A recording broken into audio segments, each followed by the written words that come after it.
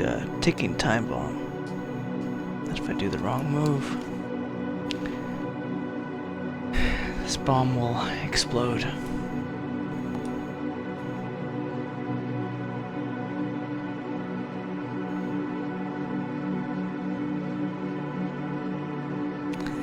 Let's try this angle, this wire first, because we got a ribbon right here and right here. I'll first do it without it.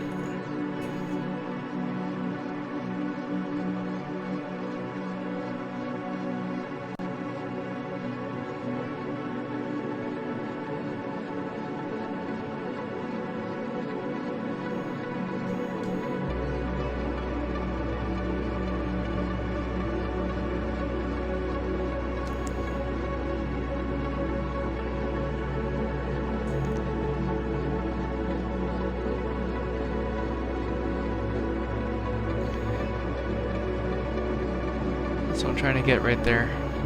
Let's take those. How many fasteners? There's 1, 2, there's 6. There's 6 fasteners right here.